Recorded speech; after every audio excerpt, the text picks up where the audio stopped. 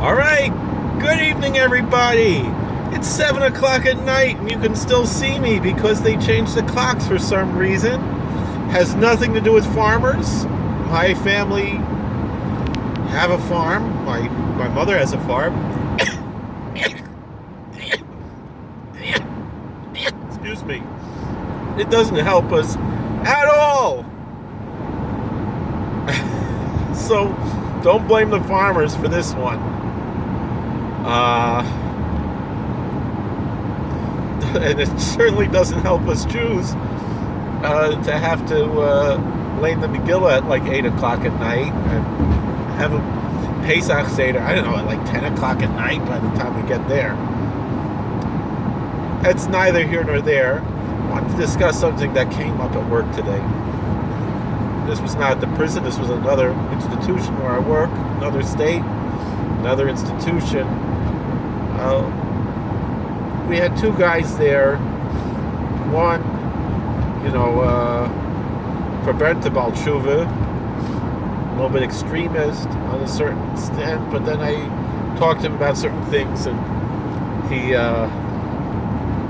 he said, maybe you're going to lose respect for me. But I told him, he said, no, it's good, you're open-minded. And the other guy,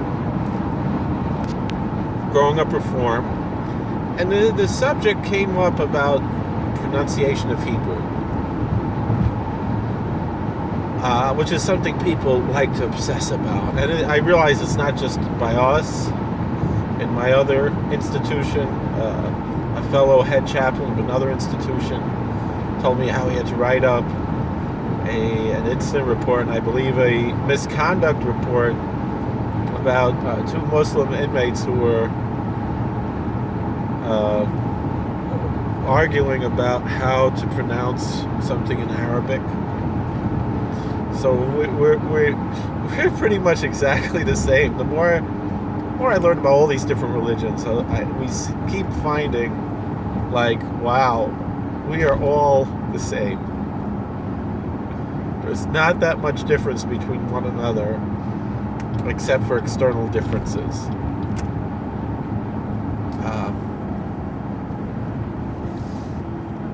And so, we were discussing this issue about pronunciation. Like the story Rabbi Fishbane tells.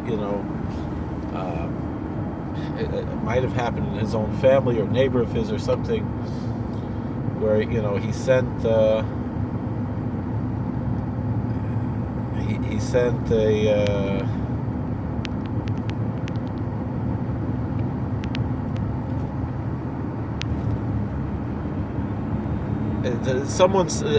a young mother sent her children to a play group. It was a Hasidic play group, and this was a yeshivish Litvish family. And the kid, he comes back and he's trying to teach his younger brother to say a blessing, and so he pronounces with a Hungarian inflection, dialect, and it's Zug Burich. And then he says, okay, then Zog Baruch is Oivi Agoy. And the same thing in Country Yossi magazine many years ago. Similar thing. It said, someone asked a Hasidic kid, when is your birthday? He said, Yid Bais Udar. He said, no, in English. He said, Yud Bet Adar.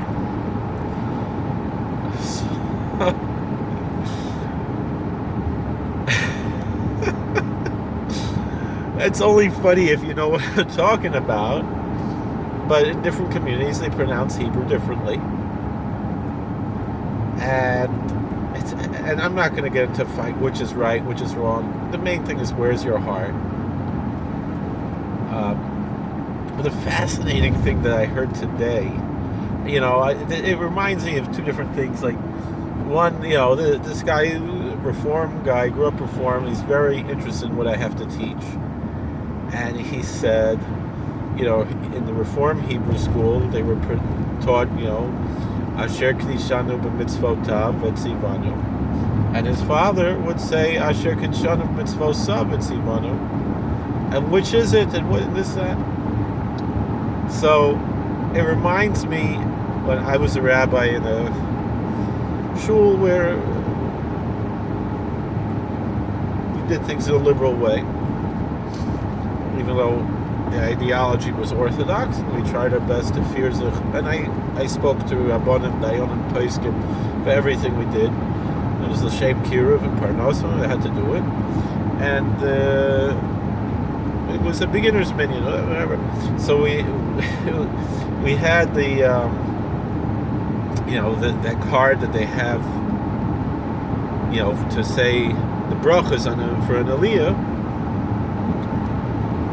And I had the transliteration up with the S, the Ashkenazi version, and on the other side it had with the T, with the modern Sephardi version. Well, it's not the real Sephardi way; it's the modern way. So even like someone saw that, said, "Oh, that's when they saw it with the S." They said, "Oh, that's the old-fashioned way." I want with the T, so we turned it over. All right. And over here, what this guy said is the way with the S, is that the more formal way? And we discussed how, real Sephardim who are Orthodox use the T, and then as far as Ashkenazim, if you're, a heimish Ashkenazi Yid, you pronounce it with the S, and if you're modern religious Zionist, modern Orthodox, in most, not all cases, certainly the younger people, a lot of them, depends on the community you're going to. And Reform and Conservative, generally they're going to pronounce it with a T, although I've seen Reform. I remember I was at some kind of a memorial service in Reform Temple, and everything was with the tough with the T, except the Kaddish, because, Mefir Tzich Heimish was Zuk the Kaddish Yisgadol, it sounds better than Yid Gadal. So it gives people a nostalgic feeling, So I said, when we're talking about Sephardic Jews, this is a traditional way. But as far as formal, more formal and less formal, as far as what this guy was saying, I said, to me, you're talking about formal. When I think of reform, a Reform temple, I think of formal. And when I think, there's an organ, and everyone's in a fancy suit and tie, and, it's very I understand that there are, especially today, the more liberal, I don't mean the less traditionalist Reform and the more traditionalist Reform. I'm thinking like when I was a Rav in Richmond, you had Beth Ahaba, which is old-fashioned Reform with the organ and the, nobody wearing a yarmulke, but really, that to me is formal, and in the other one was more like the hippie one, where Ben Romer, Zechor Levracha, was the rabbi, or Ami. That was the hippie Reform temple, and Beth Ahaba is the formal Reform temple. The wealthy people in their fancy suits. And it's, I'm sure it's like that in other cities around the world. Where I live now, we have plenty of Orthodox shuls, and we really don't have, there's, one Reform temple in Monticello. I don't know what goes on there. I remember when I was a kid, we would go, to stamp collecting conventions there or something. That's all I know. But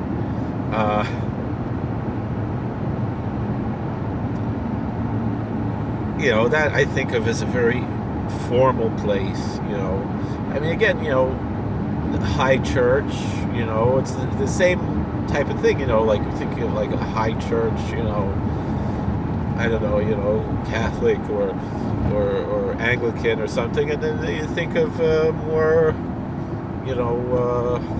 informal, the type of churches where, it's more like you're going to a rock and roll concert or something, And so, but in general, when I think of reform, it's just that like his view was that Orthodox, that's very formal. I mean, I remember the same thing when I was a rabbi in Richmond, and I told the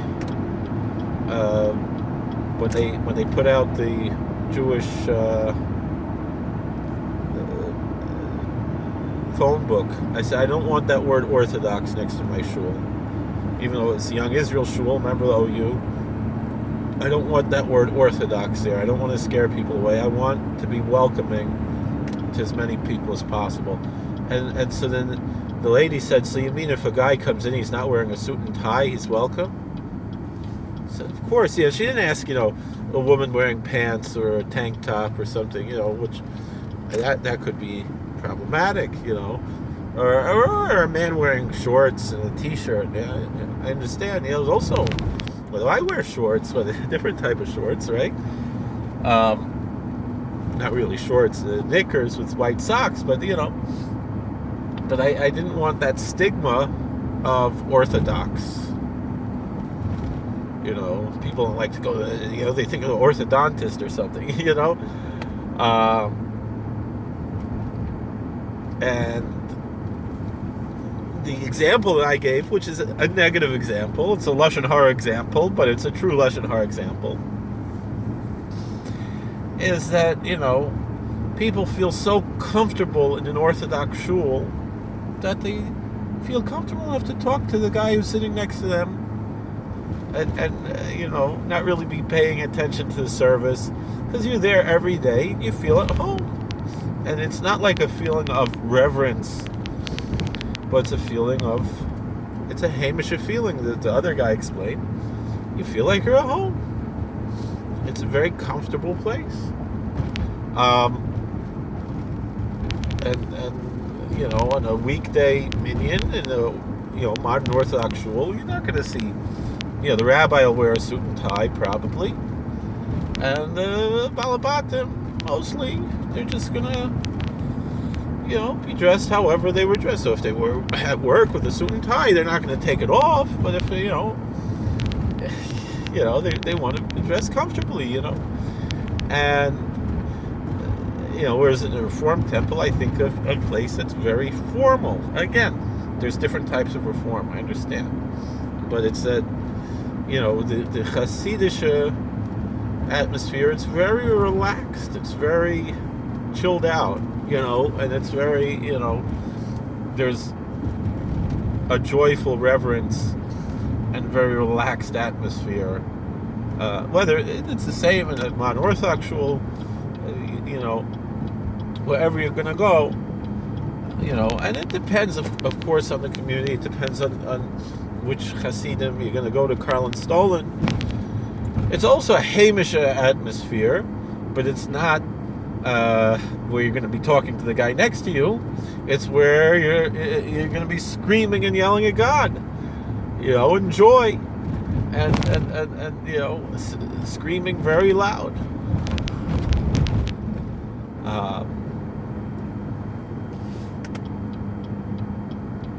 One of my co-workers, he's a Catholic deacon, and he always talks about how some of the Protestants, they're very loud. They have these loud microphones, and he calls them like the Nevi'ei Abal, the prophets of Baal. And because maybe a little louder, maybe your God can't hear you, but like, why do we scream when we daven? Not because God can't hear us, but can we hear us? And I don't know how much we can hear us,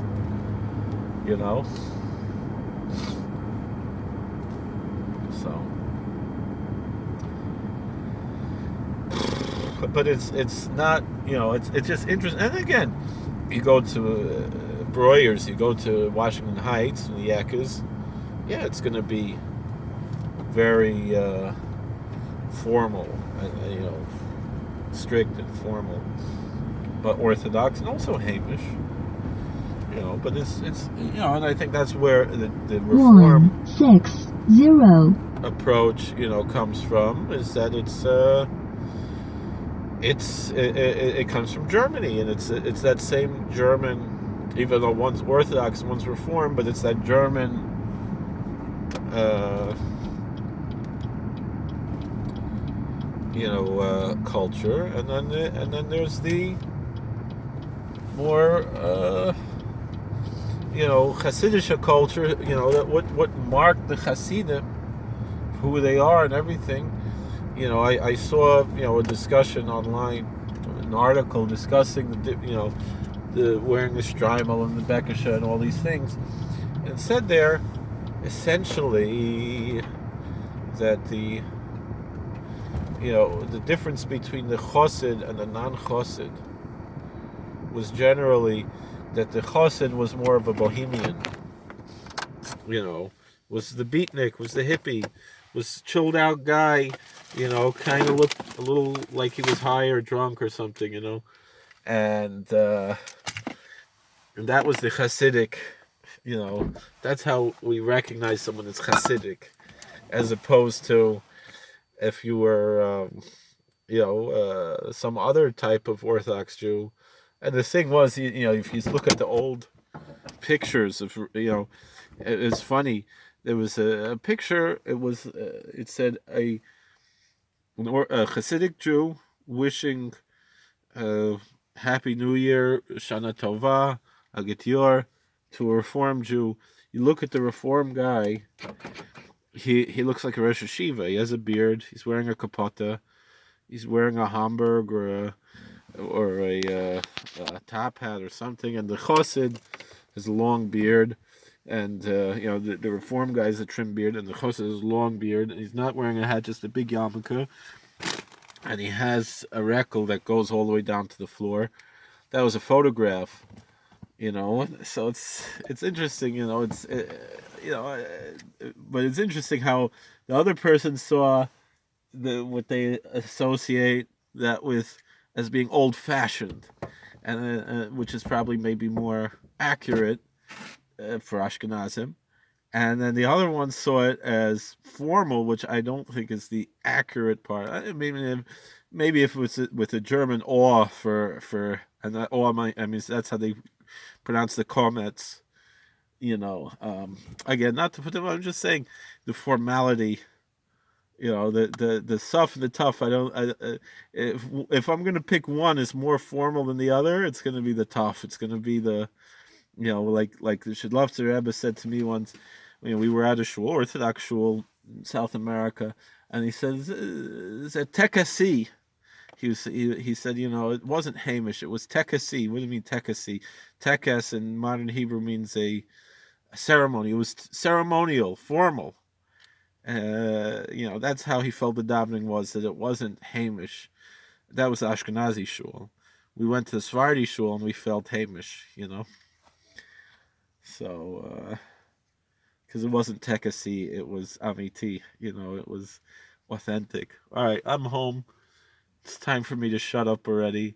Thank you for listening to me. If you made it this far, God bless. Please like, share, and subscribe. Comment. Have a very happy Purim, and we'll see you all later. Take care.